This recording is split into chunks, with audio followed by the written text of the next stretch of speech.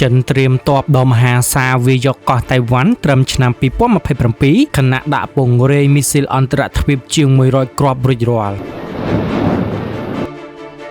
ប្រទេសចិនជឿជាក់ថាខ្លួននឹងមានសមត្ថភាពក្នុងការចូលឈ្លានពានកោះតៃវ៉ាន់ដោយប្រើកម្លាំងបាយនិងបញ្ចប់ការគ្រប់គ្រងទាំងស្រុងត្រឹមឆ្នាំ2027ដែលនេះបង្ហាញឲ្យឃើញនៅអ្វីដែលមន្ត្រីអាមេរិកពិពណ៌នាថាជាការកសាងកម្លាំងយោធាយ៉ាងឆាប់រហ័សដោយទីក្រុងប៉េកាំងនេះបើតាមរបាយការណ៍របស់មន្ទីរបញ្ចកោណដែលទីភ្នាក់ងារសារព័ត៌មាន Reuters ទទួលបានរបាយការណ៍បានលើកឡើងថាចិនរំពឹងថានឹងអាចវាយប្រយុទ្ធនិងឈ្នះសង្គ្រាមលើតៃវ៉ាន់នៅត្រឹមចុងឆ្នាំ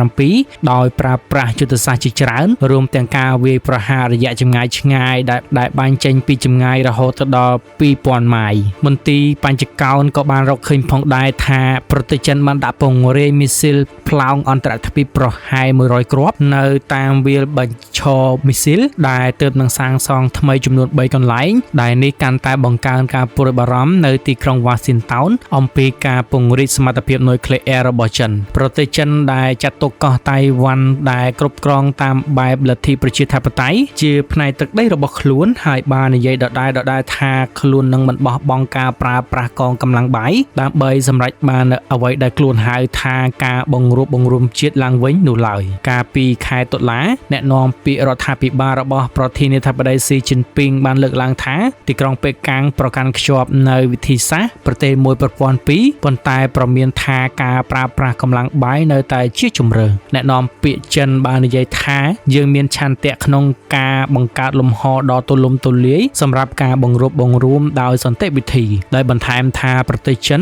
នឹងមិនបោះបង់ការប្រើប្រាស់កម្លាំងបាយឡើយប្រសិនបើចាំបាច់មន្ទីរបញ្ចកោណបានប្រមានថាយន្តនាការយោធារបស់ចិនប្រឆាំងនឹងតៃវ៉ាន់អាចបង្កការរំខានយ៉ាងធ្ងន់ធ្ងរដល់កងកម្លាំងអាមេរិកដែលកំពុងប្រតិបត្តិការនៅក្នុងតំបន់អាស៊ីប៉ាស៊ីហ្វិកដែលជាការប្រឈមដោយផ្ទាល់ចំពោះវត្តមានយោធាអាមេរិកនៅទីនោះរបាយការណ៍ក៏បានសម្ដែងការសង្ស័យចំពោះគោលដៅរបស់ប្រធានាធិបតីសហរដ្ឋអាមេរិក Donald Trump ក្នុងការបញ្ចូលចិននិងរុស្ស៊ីឲ្យកាត់បន្ថយឃ្លាំងអាវុធនុយក្លេអ៊ែររបស់ពួកគេដោយនិយាយថាទីក្រុងប៉េកាំងគ្មានបំណងក្នុងការចរចាត្រួតពិនិត្យអាវុធឲ្យបានទូលំទូលាយនោះទេកន្លងមកប្រទេសចិនបានច្រានចោលការវាយតម្លៃរបស់អាមេរិកស្ដីពីការពង្រីកយោធារបស់ខ្លួនដោយចាត់ទុកថាជាការប៉ុនប៉ងបង្ខូចកេរ្តិ៍ឈ្មោះប្រទេសចិននិងធ្វើឲ្យសហគមន៍អន្តរជាតិមានការយល់ច្រឡំប៉ុណ្ណោះជាមួយគ្នានេះយោងតាមសេចក្តីព្រាងរបាយការណ៍របស់មន្ទីរបញ្ចកោណដែលទីភ្នាក់ងារសារព័ត៌មាន Reuters ទទួលបានការពីថ្ងៃទី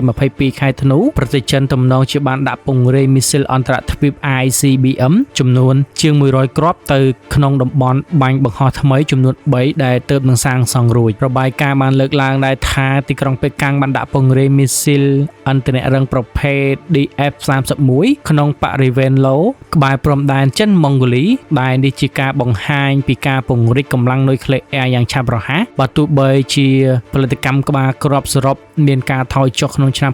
2024ក៏ដោយរបាយការណ៍ដដែលបានបញ្ជាក់ទៀតថាស្តុកអាវុធនុយក្លេអ៊ែររបស់ចិនមានចំនួនក្នុងរង្វង់ជាង600គ្រាប់កាលពីឆ្នាំមុនប៉ុន្តែត្រូវបានគេរំពឹងថានឹងកើនឡើងលើសពី1000គ្រាប់នៅត្រឹមឆ្នាំ2030ទោះបីជាប្រធានាធិបតីអាមេរិក Donald Trump ទើបតែបានធ្វើអត្ថាធិប្បាយនៅពេលថ្មីនេះអំពីលទ្ធភាពនៃការពិភាក្សាលុបបំបាត់អាវុធនុយក្លេអ៊ែរជាមួយចិននិងរុស្ស៊ីក៏ដោយក៏មន្ទីរបញ្ចកោណបានវាយតម្លៃថាទីក្រុងប៉េកាំងនៅតែបន្តបង្ហាញថាខ្លួនមិនមានបំណងក្នុងការចូលរួមពិភាក្សាអំពីការត្រួតពិនិត្យអាវុធនោះឡើយសេចក្តីព្រាងរបាយការណ៍នេះក៏បានប្រមានផងដែរថាប្រទេសចិនមានគោលដៅពង្រឹងសមត្ថភាពក្នុងការប្រយុទ្ធនិងយកឈ្នះក្នុងសង្គ្រាមលើកោះតៃវ៉ាន់ឲ្យបានត្រឹមឆ្នាំ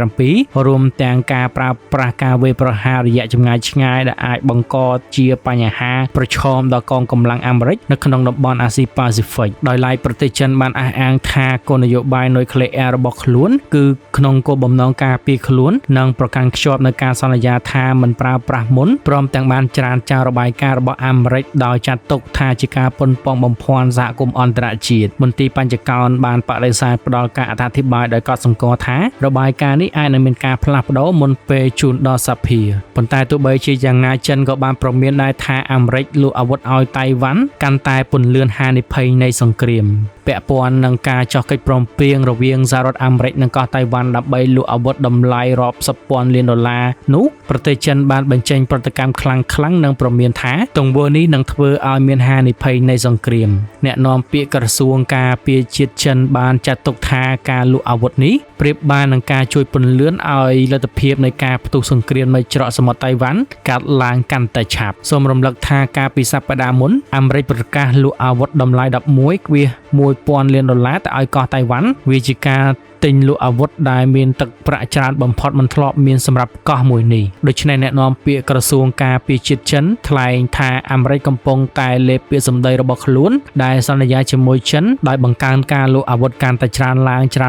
ឲ្យតៃវ៉ាន់បង្កើនការទទួលស្គាល់កោះតៃវ៉ាន់បង្កើនចរិតក្រអឺតក្រអោងនិងបង្កើនល្បឿននៃលទ្ធភាពផ្ទុះសង្គ្រាមនៅច្រកសមុទ្រតៃវ៉ាន់អ្នកនាំពាក្យចិនលោកសៀងសៀកាងសូមអំពាវនាវឲ្យអាមេរិកបញ្ឈប់ទាំងស្រុងនៅការបង្កហេតុនិងកែសម្រួលឡើងវិញនៅទង្វើខុសឆ្គងរបស់ខ្លួនអាមេរិកគួរតែយល់ឲ្យបានច្បាស់ថាតៃវ៉ាន់គឺជាបញ្ហាដ៏រសើបបំផុតត្រូវគោរពឲ្យបានខ្ជាប់ខ្ជួននៅគោលការណ៍ចិនតែមួយនិងសេចក្តីថ្លែងការណ៍រួមរវាងចិននិងអាមេរិកគួរប្រុងប្រយ័ត្នឲ្យបានខ្ពស់បំផុតចំពោះបញ្ហាតៃវ៉ាន់គួរឈប់ផ្គត់ផ្គង់អាវុធទៅឲ្យតៃវ៉ាន់បើទោះបីជាក្នុងរូបភាពអ្វីក៏ដោយនិងគួរចាត់វិធានការដោយហ្មត់ចត់ដើម្បីគ្រប់គ្រងស្ថានភាពទូទៅនៃទំនាក់ទំនងចិននិងអាមេរិកគួរបញ្ជាក់ផងដែរថាគម្រោងលក់អាវុធដែលអាមេរិកអនុម័តយល់ព្រមកាលពីថ្ងៃទី18ខែធ្នូនោះបើតាមការប្រកាសរបស់ក្រសួងការពារជាតិតៃវ៉ាន់ថាមានអាវុធ8ប្រភេទក្នុងនោះមានកាំជ្រួចហ្វូងម៉ាហាម៉ាស់កាំភ្លើងធំ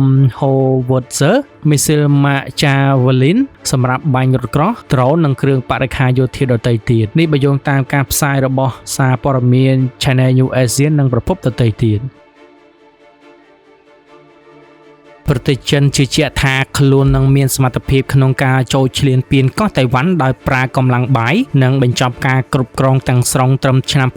2027ដែលនេះបង្ហាញឲ្យឃើញនៅអ្វីដែលមន្ត្រីអាមេរិកពិពណ៌នាថាជាការកសាងកម្លាំងយោធាយ៉ាងឆាប់រហ័សដោយទីក្រុងប៉េកាំងនេះបើតាមរបាយការណ៍របស់មន្ទីរបញ្ចកោណដែលទីភ្នាក់ងារសារព័ត៌មាន Reuters ទទួលបានរបាយការណ៍បានលើកឡើងថាចិនរំពឹងថានឹងអាចវាយប្រយុទ្ធនិងឈ្នះសង្គ្រាមលើតៃវ៉ាន់នៅត្រឹមចុងឆ្នាំ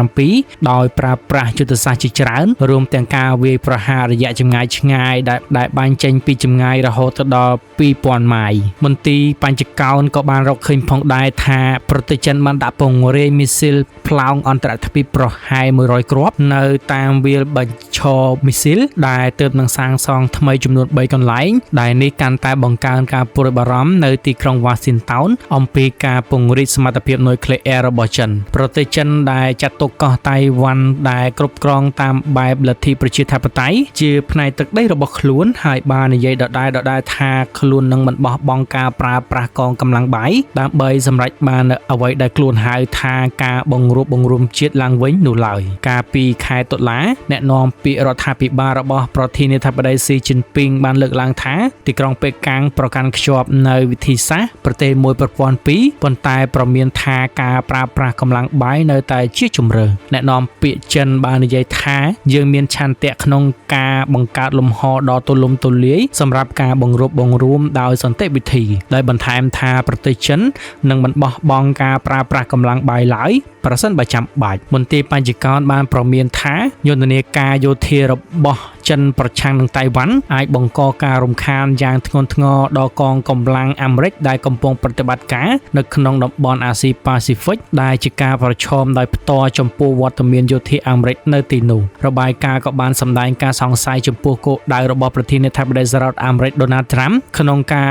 ចោះបញ្ចូលចិននិងរុស្ស៊ីឲ្យកាត់បន្ថយឃ្លាំងអាវុធនុយក្លេអ៊ែររបស់ពួកគេដោយនិយាយថាទីក្រុងប៉េកាំងគ្មានបំណងក្នុងការចរចាត្រួតពិនិត្យអាវុធឲ្យបានទូលំទូលាយនោះទេកន្លងមកប្រទេសចិនបានច្រានចោលការវាយតម្លៃរបស់អាមេរិកស្ដីពីការពង្រីកយោធារបស់ខ្លួនដោយចាត់ទុកថាជាការប៉ុនប៉ងបង្ខូចកេរ្តិ៍ឈ្មោះប្រទេសចិននិងធ្វើឲ្យសហគមន៍អន្តរជាតិមានការយល់ច្រឡំប៉ុណ្ណោះជាមួយគ្នានេះយោងតាមសេចក្តីព្រាងរបាយការណ៍របស់មន្ទីរបញ្ចកោណដែលទីភ្នាក់ងារសារ សារព័ត៌មាន Reuters ទទួលបានការពីថ្ងៃទី22ខែធ្នូប្រទេសចិនទំនងជាបានដាក់ពង្រាយមីស៊ីលអន្តរទ្វីប ICBM ចំនួនជាង100គ្រាប់ទៅក្នុងតំបន់បាញ់បង្ហោះថ្មីចំនួន3ដែលទើបនឹងសាងសង់រួចរបាយការណ៍បានលើកឡើងដែរថាទីក្រុងប៉េកាំងបានដាក់ពង្រាយមីស៊ីលអន្តររឹងប្រភេទ DF-31 ក្នុងបរិវេណឡូក្បែរព្រំដែនចិនម៉ុងហ្គូលីដែលនេះជាការបង្ហាញពីការពង្រីកកម្លាំងនុយក្លេអ៊ែរយ៉ាងឆាប់រហ័សបើទោះបីជាផលិតកម្មក្បាលគ្រាប់សរុប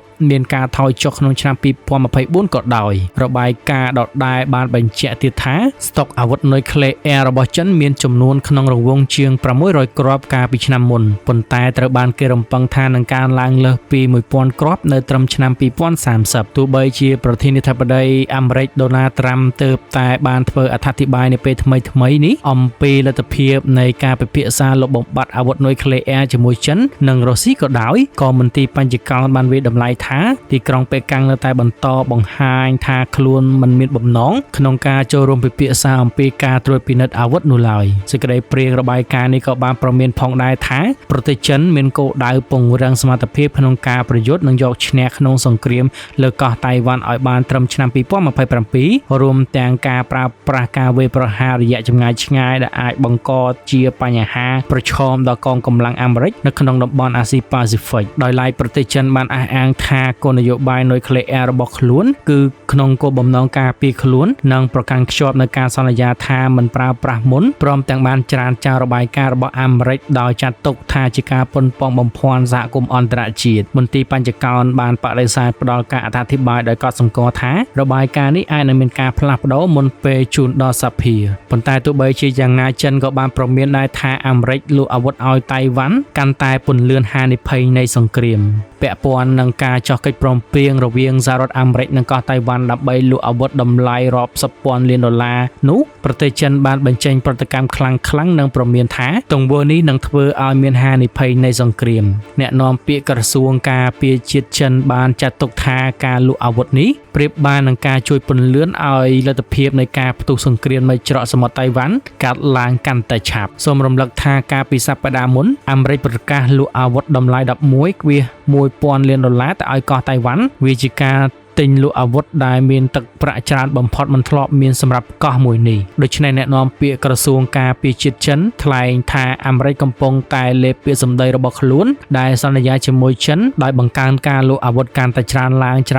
ឲ្យតៃវ៉ាន់បង្កើនការទទួលស្គាល់កោះតៃវ៉ាន់បង្កើនចារឹកក្រអឺតក្រអោងនិងបង្កើនល្បឿននៃលទ្ធភាពផ្ទុះសង្គ្រាមនៅច្រកសមុទ្រតៃវ៉ាន់អ្នកនាំពាក្យចិនលោកសៀងសៀកាងសូមអំពាវនាវឲ្យអាមេរិកបញ្ឈប់ទាំងស្រុងនៅការបង្កហេតុនិងកែសម្រួលឡើងវិញនៅទង្វើខុសឆ្គងរបស់ខ្លួនអាមេរិកគួរតែយល់ឲ្យបានច្បាស់ថាតៃវ៉ាន់គឺជាបញ្ហាដ៏រសើបបំផុតត្រូវគោរពឲ្យបានខ្ជាប់ខ្ជួននៅគោលការណ៍ចិនតែមួយនិងសេចក្តីថ្លែងការណ៍រួមរវាងចិននិងអាមេរិកគួរប្រុងប្រយ័ត្នឲ្យបានខ្ពស់បំផុតចំពោះបញ្ហាតៃវ៉ាន់គួរឈប់ផ្គត់ផ្គង់អាវុធទៅឲ្យតៃវ៉ាន់បើទោះបីជាក្នុងរូបភាពអ្វីក៏ដោយនិងគួរចាត់វិធានការដោយហ្មត់ចត់ដើម្បីគ្រប់គ្រងស្ថានភាពទូទៅនៃទំនាក់ទំនងចិននិងអាមេរិកគួរបញ្ជាក់ផងដែរថាគម្រោងលក់អាវុធដែលអាមេរិកអនុម័តយល់ព្រមការពីថ្ងៃទី18ខែធ្នូនោះបើតាមការប្រកាសរបស់ក្រសួងការពារជាតិតៃវ៉ាន់ថាមានអាវុធ8ប្រភេទក្នុងនោះមានកាំជ្រួចហ្វូងម៉ាហាម៉ាស់កាំភ្លើងធំ Howitzer មីស៊ីល Javelin សម្រាប់បាញ់រថក្រោះដ្រូននិងគ្រឿងបរិក្ខារយោធាដទៃទៀតនេះបើយោងតាមការផ្សាយរបស់សារព័ត៌មាន Channel News Asia និងប្រភពដទៃទៀត